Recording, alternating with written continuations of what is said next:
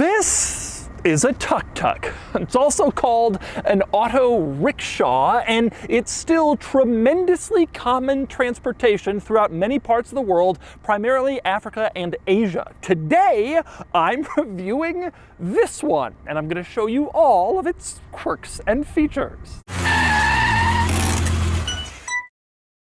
Before I get started, big news, this tuk-tuk is currently for sale and it's being auctioned live on Cars and Bids. And this tuk-tuk belongs to Dana White, who runs the Ultimate Fighting Championship and the new Nitrocross racing series. This tuk-tuk is weird and cool and interesting, a rarity in the States, and you can buy it on Cars and Bids with all proceeds going to the Four Oceans charity. So once you finish watching this video, click the link in the description below to visit the live auction for this tuk-tuk, where you can bid on it and buy it only on Cars and Bids. All right, time to examine Dana White's tuk-tuk and go over the quirks and features and the unusual story behind it, starting with, well, a little explanation of exactly what a tuk-tuk is. So, tuk-tuks, they have different names in different places, and they're used all throughout the world, primarily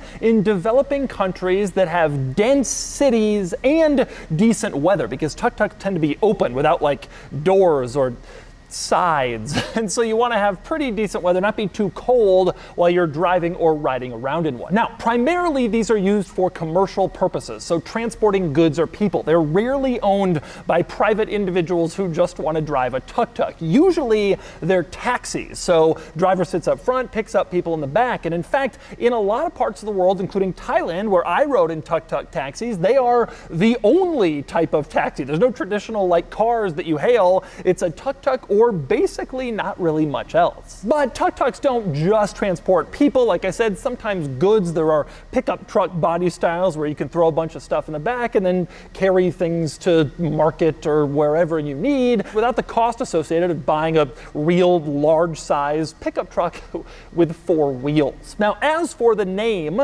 tuk-tuk, that's what they call them in Thailand, and that name has also been adopted by most people in the United States, and it comes from the sound that they used to make when they had two-stroke engines, tuk tuk tuk tuk tuk tuk tuk, and so they called them tuk-tuks. That's where it comes from, and most people still call them that today. So with that in mind, let's talk about the engine of the tuk-tuk. As you can imagine, it's not exactly high performance. Indeed, these typically use small engines, 350 to 650 cc, right around there, often two-stroke, but sometimes four-stroke like this one, and this has a three-cylinder configuration. Probably makes between 12 and 20 horsepower, somewhere in there, and that's the configuration of most of these Thailand tuk-tuk models. This one is carbureted, I suspect they all are, also air-cooled, as you can imagine. It's a pretty basic engine situation in here without a lot of modern computers and conveniences. It makes sense for the tuk-tuk. So let's talk through tuk-tuk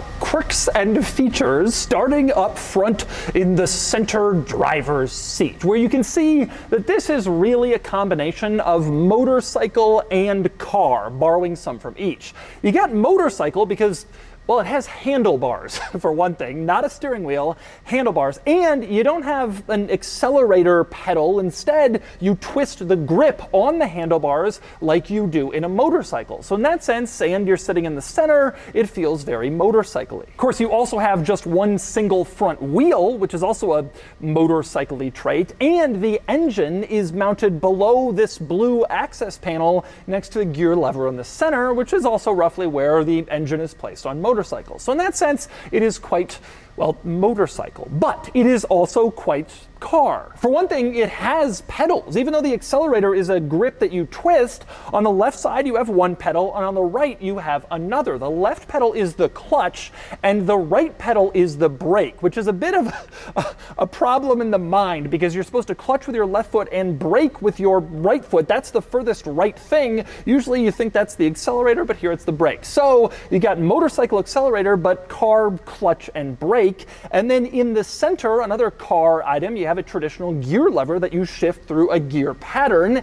And yes, it's right in the middle, directly in front of the seat, which means that you wrap your legs around the gear selector in order to go through the gears. That's how it's done. So you're using the clutch with your left foot, you're using the brake with your right foot, no accelerator with your right foot, that's with your hand, and you're also shifting gears in between your legs.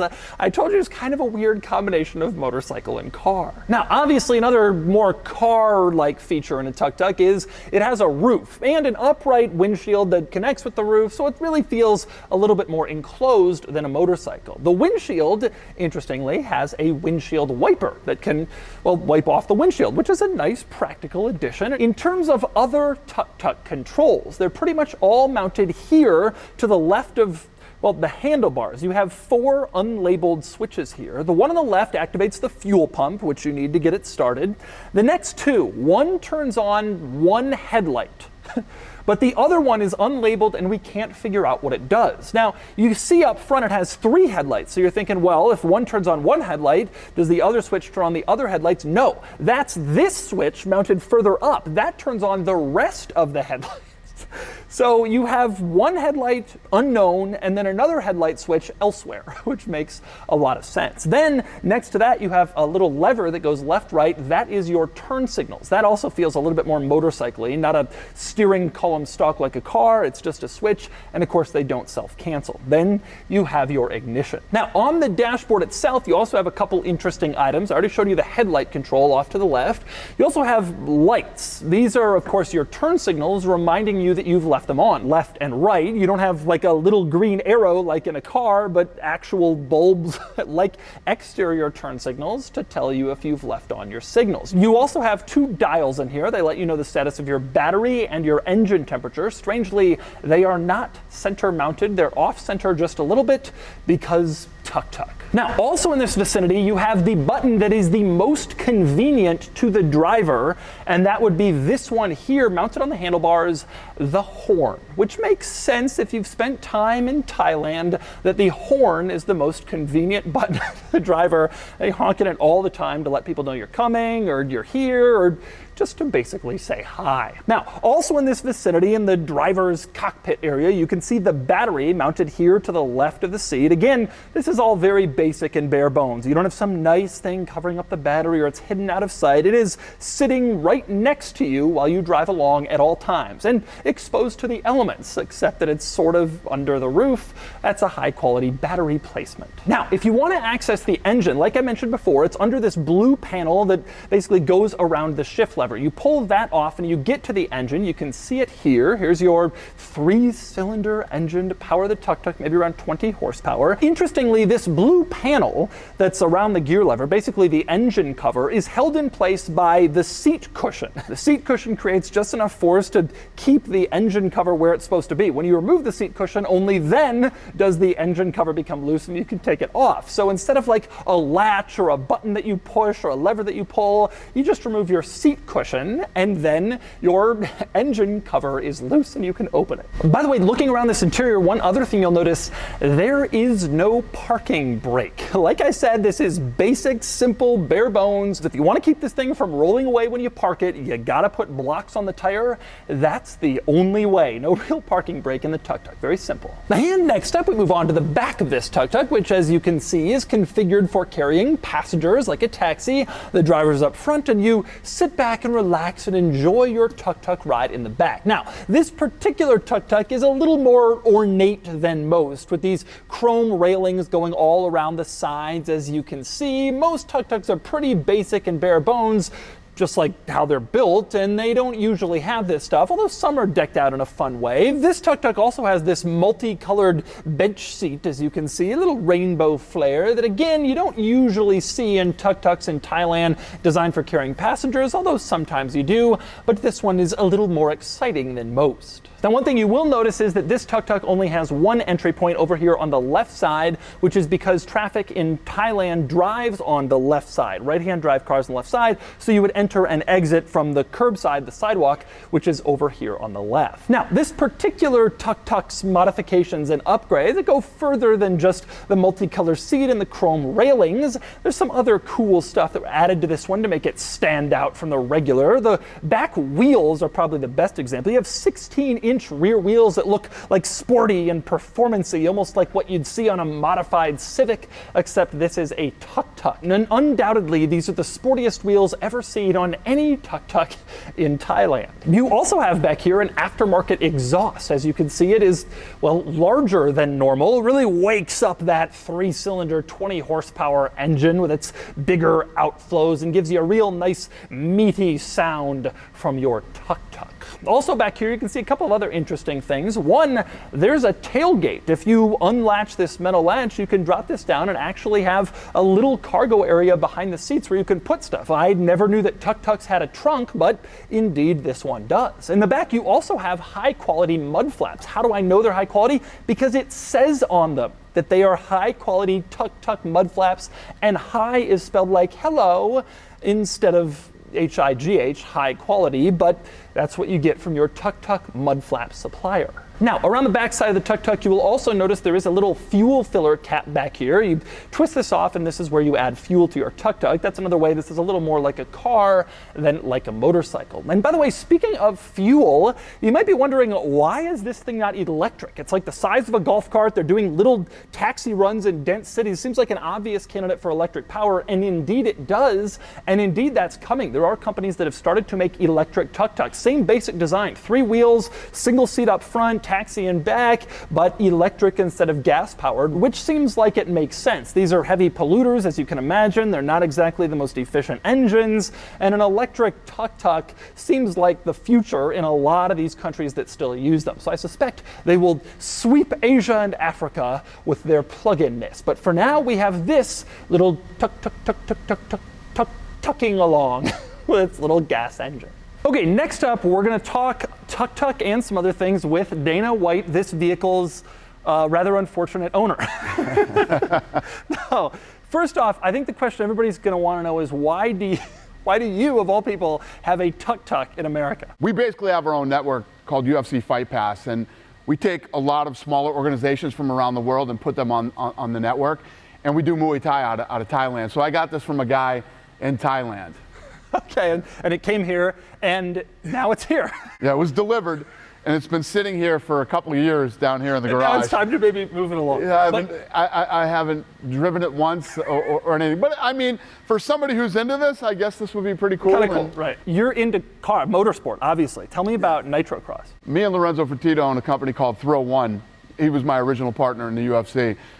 Ridiculousness on MTV, SLS Skate League, Nitro Circus, and basically this is Travis Pastrana's Nitrocross. This was thought up and created by Travis Pastrana, and you know it's electric cars that actually fly, do jumps, they can bump, they can do all the fun things that you don't see in normal racing. Yeah, these Nitrocross cars seem really cool. How much power do they have? Yeah, they're over 1,000 horsepower. I mean, these things move, and you know, with electric cars, the 0 to whatever is exactly. Instant. And they have huge jumps that they jump. The cars literally fly. It's fun. Well, it's a spectacle. Something that surprised me, you yourself are obviously like a car enthusiast. I was surprised as you got a gated manual F430 over there. That's a serious car. I also have, up at my house in Maine, I have a 1989 Testarossa too. No way. How long you had that? God, 10 years easily. You drive it a lot? Yeah, when I'm up there, I do.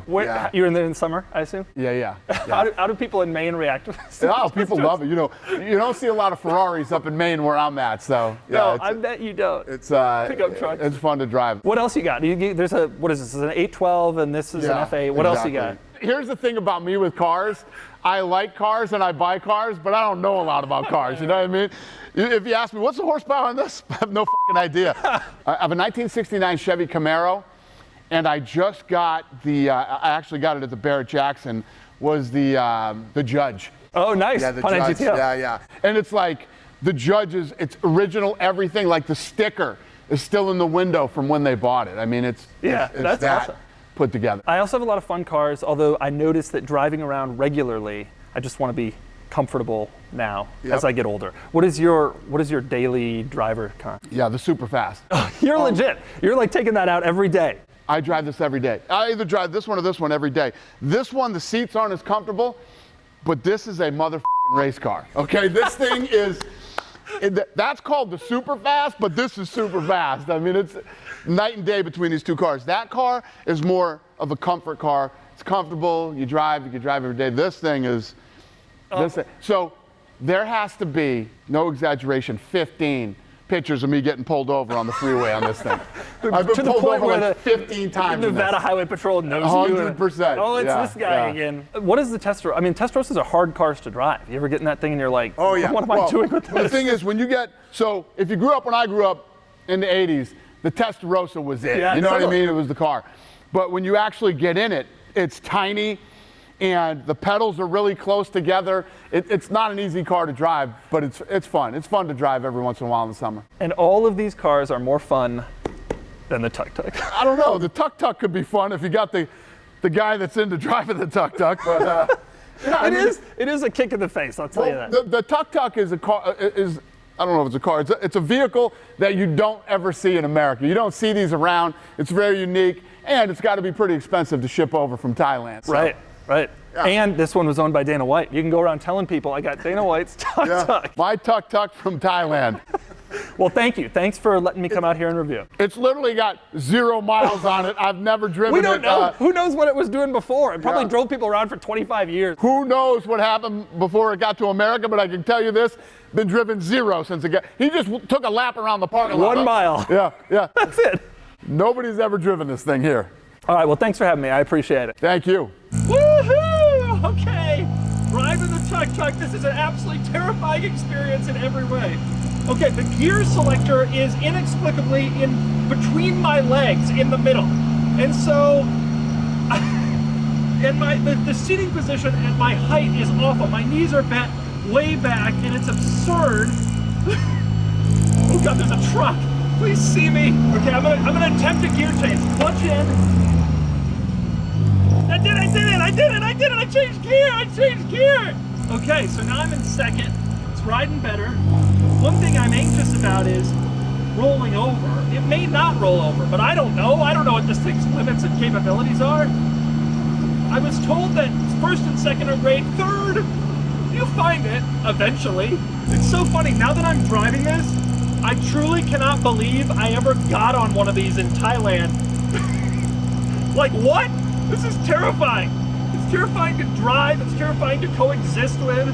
The seating position is awful. I can't believe these drivers do it. Obviously, most people in Thailand, most Thai people, are smaller than I am. But like, my legs are way out.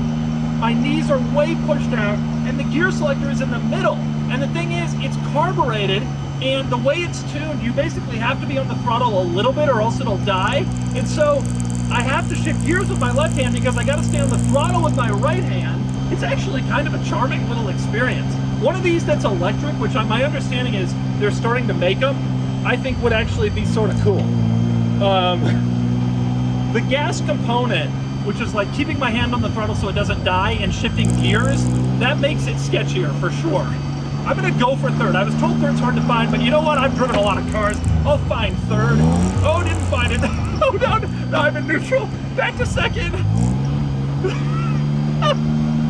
This is so stupid. But it's a great party trick in a ridiculous little vehicle. Just a hilarious little thing. Not ideal for anybody who is tall or big. Although if I sit up, my head is just fine. It's really my legs are just jammed in here. People ask me how I fit in the Countach. You should see this thing. Man, this is just hilarious. If any vehicle needed to have a manual transmission left, it's this. The clutch and brake are on opposite sides. I haven't used the brake yet. I can barely reach it with my foot because I have to bend so far back and then push it all the way forward to get to it. It's like a disaster. So I'm just kind of using the clutch to slow me down and getting off the accelerator more, and that's how I'm doing it. You know, I'm getting the hang of it. It's not so bad. Would I drive it on a street? I'm not really sure. But is it fun? Yeah, kinda. It's charming. Hell yeah! This thing apparently can go up to 40 miles an hour. I cannot imagine a more dangerous experience in my life than going 40 in this ridiculous contraption. I'm going like 9, and I'm afraid at every turn that I'm gonna fall out. At 9! What is this thing? What have I got myself into? How did I end up reviewing a Tuk Tuk with Dana White? Where is my life gone? I need third. I need it. It needs it. It's singing for me. Please, give me third, it says. Oh no, I killed it. Yeah! I found third! I killed it, but I found third! Oh God, now I need to slow down.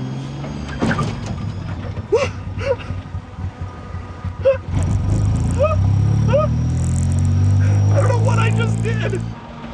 Oh, killed it again, and now I can't find first. Okay, found first. Starting it up.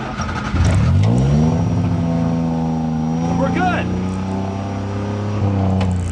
Oh, I just pinched myself on the shifter. Oh, and it's dead again. That was quite an experience of insanity. I mean, it's hilarious, but wow, what a vehicle. For better or worse, what a vehicle.